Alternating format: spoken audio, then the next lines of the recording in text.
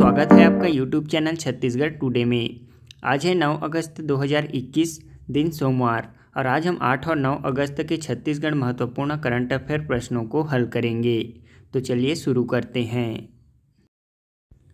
हमारा पहला प्रश्न है, छत्तीसगढ़ में पौध साक्षरता के क्षेत्र में सहयोग के लिए रोटरी इंडिया लिटरेसी मिशन व किसके मध्य MOU किया गया है?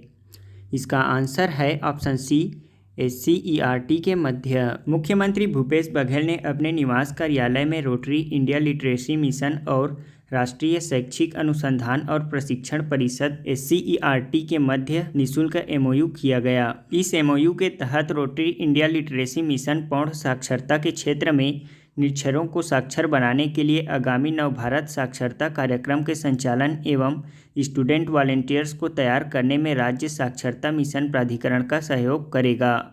पौध शिक्षा को पुनर्जीवित करने के लिए स्थानीय रोटरी क्लब का सहयोग लिया जाएगा। इसके अलावा शिक्षकों के प्रशिक्षण के लिए सहायक गतिविधियों, ट्रेनिंग मॉड्यूल सर्टिफिकेशन एवं नेशनल बिल्डर्स अवार्ड से पुरस्कृत करेंगे।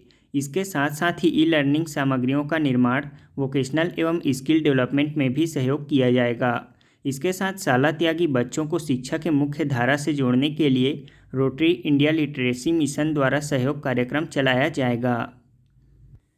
हमारा अगला प्रश्न है, छत्तीसगढ़ के बस्तर जिले में श्रावण अमावस्या पर ऐतिहासिक बस्तर दशहरा का विधि विधान के साथ शुभारंभ हुआ। यह बस्तर दशहरा किस कार्यक्रम विधि विधान से प्रारंभ होती है? इसका आंसर है ऑप्शन डी, पाट यात्रा। छत्तीसगढ़ के बस्तर जिला जगदलपुर में 75 दिनों तक चलने वाले ऐतिहासिक बस्तर दशहरा पर्व का शुभारंभ पाट यात्रा पूजा विधान से प्रारंभ होती है। बता दें कि बस्तर दशहरा पर्व श्रावण अमावस्या से लेकर अश्विन शुक्ल त्रयोदशी को समाप्त होता है। बस्तर दशहरा के प्रारंभकर्ता पुरुषोत्तम देव थे। यह दशहरा 75 दिनों तक चलती है। बस्तर दशहरा की प्रथम प्रथा पाट यात्रा में लकड़ी की पूजा की जाती है, जिससे रथ का निर्माण किया जाता है। यह साल की लकड़ी होती है, जिसे माचकोट के जंगल से लाया जाता है। इसे ठुल्लू खोटला भी कहा जाता है। इसी के पूजा विधान के साथ ही बस्तर दशहरा का शुभारंभ होता है। सावन अमावस्या के दिन जगदलपुर के दंतेश्वरी मंदिर के समक्ष स्थित नगर गुड़ी में पाट यात्रा पूजा विधान पूरा किया जाता है। हमारा अगला प्रश्न है, छत्तीसगढ़ को लघु वनोपज खरीदी, प्रसंस्करण और विपणन के लिए कुल कितने राष्ट्रीय पुरस्कार प्राप्त हुए हैं? इसका आंसर है ऑप्शन ए, 10 राष्ट्रीय पुरस्कार। छत्तीसगढ़ राज्य को लघु वनोपज खरीदी, प्रसंस्करण और विपणन के लिए कुल 10 राष्ट्रीय पुरस्कार प्राप्त हुए हैं। इसमें 6 श्रेणियों में छत्तीसगढ़ को देश भर में प्रथम स्थान प्राप्त हुआ है।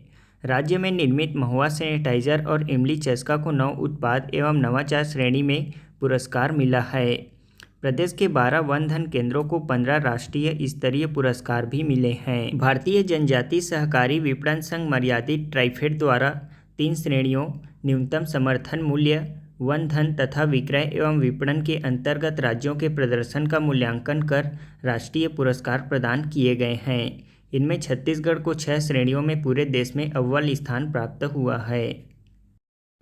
हमारा अगला प्रश्न है, टोक्यो ओलंपिक 2020 भाला फेंक जेवलिन थ्रो में भारत के लिए किसने स्वर्ण पदक जीता है? इसका आंसर है ऑप्शन ए, नीरज चोपड़ा ने। नीरज चोपड़ा ने टोक्यो ओलंपिक 2020 भाला फेंक जेवलिन थ्रो स्पर्धा में भारत के लिए स्वर्ण पदक जीता है। नीरज ने अपने पहले प्रयास में 87.03% थ्रो के साथ प्रतियोगिता को समाप्त कर दिया। अपने दूसरे में उन्होंने इसे 87.58 मीटर तक सुधारा और यह गोल्डन थ्रो निकला। यह टोक्यो ओलंपिक 2020 में भारत का 7वां पदक है। हमारा अगला प्रश्न है, हाल ही में राष्ट्रीय हथकरघा दिवस कब मनाया गया है? इसका आंसर है ऑप्शन ए, 7 अगस्त को। 7 अगस्त को राष्ट्रीय हथकरघा दिवस मनाया गया है। भारत सरकार द्वारा हथकरघा उद्योग को पुनर्जीवित करने और बुनकरों को काम प्रदान करने के लिए हर साल 7 अगस्त को राष्ट्रीय हथकरघा दिवस मनाने का निर्णय लिया गया। 7 अगस्त 2015 को प्रधानमंत्री नरेंद्र मोदी ने चेन्नई के मद्रास विश्वविद्यालय में शतवार्षिकी महोत्सव में राष्ट्रीय हथकरघा दिवस का उद्घाटन किया। इस साल 7वां अंतर्राष्ट्रीय हथकरघा दिवस मनाया जा रहा है। इस बार राष्ट्रीय राजधानी दिल्ली के हाट INS में माई हैंडलूम माई प्राइड नाम से एक एग्जीबिशन का आयोजन किया जा रहा है। हमारा अगला प्रश्न है, सरकार ने किस मंत्रालय के तत्वाधान में रक्षा साइबर एजेंसी की स्थापना को मंजूरी दी है? इसका आंसर है ऑप्शन बी, रक्षा मंत्रालय।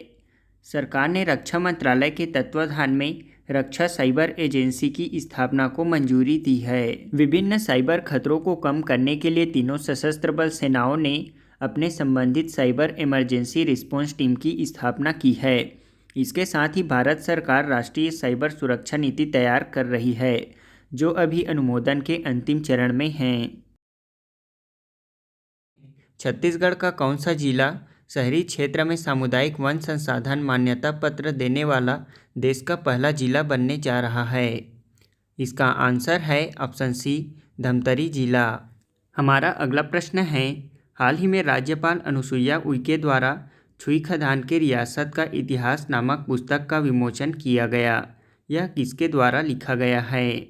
इसका आंसर है option B, doctor Shailendra Singh द्वारा।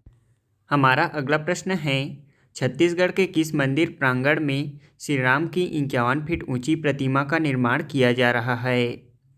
इसका आंसर है ऑप्शन डी, कौशल्या माता मंदिर चंदखुरी में। हमारा अगला प्रश्न है, भारत सरकार ने जूलॉजिकल सर्वे ऑफ इंडिया के निदेशक के रूप में किसे नियुक्त करने की मंजूरी दी है? इसका आंसर है ऑप्शन ए, डॉक्टर धृति बनर्जी को। हमारा अगला प्रश्न है, राजीव गांधी खेल रत्न पुरस्कार का नाम बदलकर किस खिलाड़ी के नाम पर किया जाएगा? इसका आंसर है ऑप्शन बी, मेजर ध्यानचंद। अब हम कल के क्विज का आंसर जान लेते हैं। हमारा पहला प्रश्न था, राष्ट्रीय खेल दिवस कब मनाया जाता है? इसका आंसर है 29 अगस्त को। हॉकी के जादूगर मेजर ध्यानचंद के जन्म दिवस 29 अगस्त को राष्ट्रीय खेल दिवस के रूप में मनाया जाता है। भारत सरकार द्वारा इसी दिन राष्ट्रीय खेल पुरस्कार भी दिया जाता है। मेजर ध्यानचंद ने 1928, 1932 और 1936 में 3 ओलंपिक स्वर्ण पदक जीते थे। दूसरा प्रश्न है, राज्य में गुंडाधुर सम्मान किस क्षेत्र में दिया जाता है? इसका आंसर है खेल के क्षेत्र में। राज्य में गुंडाधुर सम्मान खेल के क्षेत्र में दिया जाता है। 2020 राज्य अलंकरण पुरस्कार में गुंडाधुर सम्मान पाने वाले आकर्षी कश्यप हैं। आकर्षी कश्यप बैडमिंटन खिलाड़ी हैं। हमारा तीसरा प्रश्न है, छत्तीसगढ़ बजट 2021 में राज्य वन गमन पथ के लिए कितने रुपए का प्रावधान किया गया है? इसका आंसर है 30 करोड़ रुपए। छत्तीसगढ़ राज्य बजट 2021 में राम वन गमन पथ के लिए 30 करोड़ रुपए का प्रावधान किया गया है। हमारा आज के क्विज का पहला प्रश्न है, राज्य में पोषण पखवाड़ा अभियान किस विभाग द्वारा संचालित किया जा रहा है? हमारा अगला प्रश्न है, राज्य शासन द्वारा वर्ष 2021 में गन्ना खरीदी का न्यूनतम समर्थन मूल्य कितना निर्धारित है? तीसरा प्रश्न है, राज्य सरकार द्वारा कामधेनु विश्वविद्यालय का नाम परिवर्तन कर किनके नाम पर किया गया है?